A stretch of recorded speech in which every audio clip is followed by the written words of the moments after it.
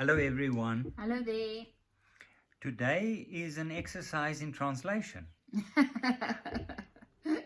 Let's see if we will be successful. Not from Afrikaans to English though. No, from Dutch to English. Yeah. But maybe a little bit background.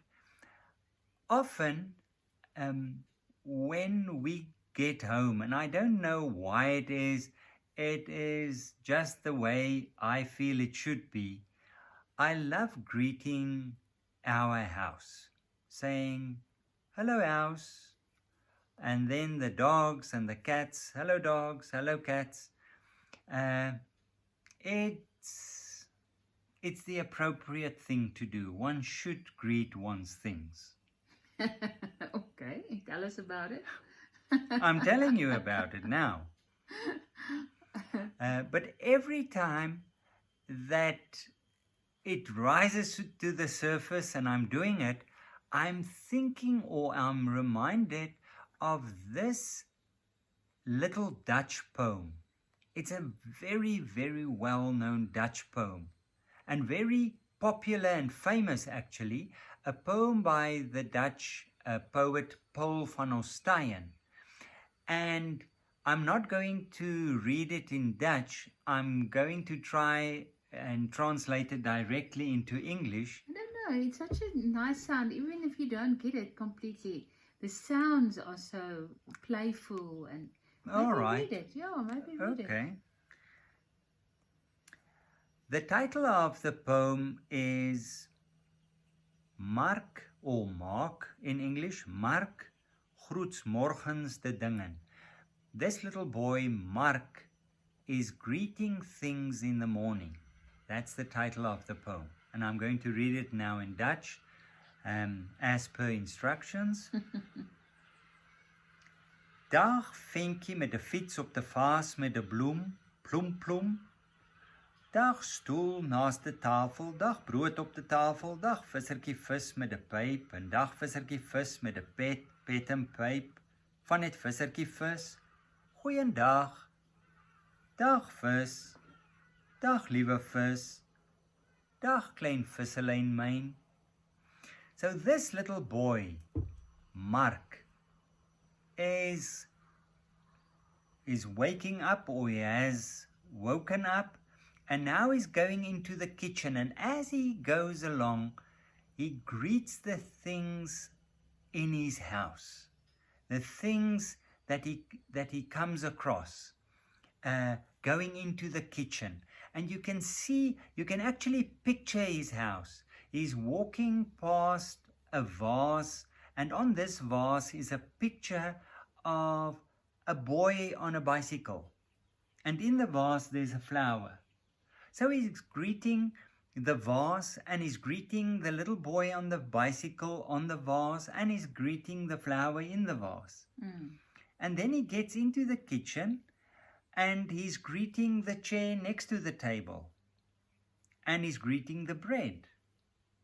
And in all probability, we're not quite sure, but it can be that there's a fish spread on the table.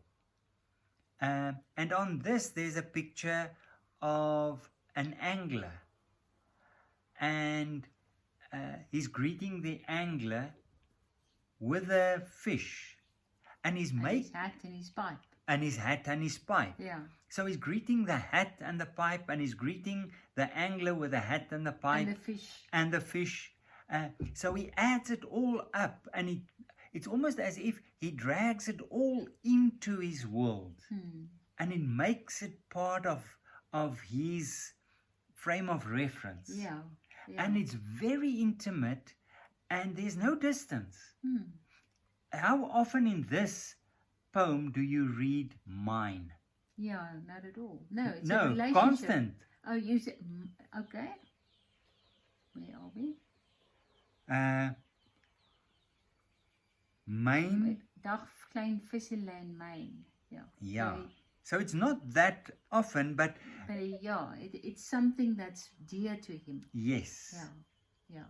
It's relational. And it is such a simple, deep poem. Um, I think also because it shows appreciation and mindfulness of what's in his world. So by acknowledging it, it's not just something that's there for his use. It's no. something that he actually appreciates and has come to love, and that has become part of his security and his feeling of things that are known to him. So it's a very safe space. Yes. It becomes a safe space. And the feeling that you have reading this poem is of this little boy being open to the day and everything that it will bring. Whether it's a vase and a flower in a vase and the picture on the vase and the chairs that you sit on and the food that you eat and things on little bottles, everything. It's just this enjoyment of life, and also almost like a story. The story of his life that he tells as he goes along. Yes. It's interesting. They say Paul van Ostaaien was fascinated by the sounds children make. And you see it in this poem where there's new words being created. It's not well known. We that aren't that fluent in Dutch, sometimes we might miss it, but there are words that's not well known words in Dutch. Well, they aren't words. There aren't words in Dutch. Yeah. It's creations of Mark. Yeah. Visselijn myn. Yeah. It's Ploem ploem. Ploem ploem. Bloom, that's a flower, and then he adds ploem ploem. So he's playing with sounds as well. So it's this joyful, playful, relational poem. I love it. So it's about mindfulness and enjoying the things that you have in your home and in your life. It's actually interesting. What is the relationship we have with our homes and the things in our homes? Maybe all the things in your home is mere functional, but is it something that really gives you joy? Maybe it might be a good exercise to look at that. But I don't know whether Mark has chosen these things. It's just he comes across it and he enters into... It's part of his world. It's part of his world. Yeah. But I mean for us as adults, because we can take life and ourselves very seriously. So everything is just there for us to use, and we don't really regard it much. We don't. I mean, often I'll think, I want to take out some new or other plates to eat from. I don't want to eat from the same plates every day. Or something that I make will look nicer in another dish. And also to enjoy what you have. To really to create beauty in those little ways. And to treat yourself by that or through that beauty. Yeah, and I think you're right that we actually have. I mean, at some stage in your life, you start realizing that you cannot have more things. You're actually starting to get rid of stuff, and to then have the things that really mean something to you or that sparks joy for you, and that you notice. I know when we were packing up, I discovered some things that were at the back of cupboards that are really very special to me, and so special that I hide them away for myself. And then I thought, no, goodness, we have to use those because time is going by and I'm never using these beautiful things that I actually so love. So I think we also, we go through life very functionally, without... or seeing life as a challenge.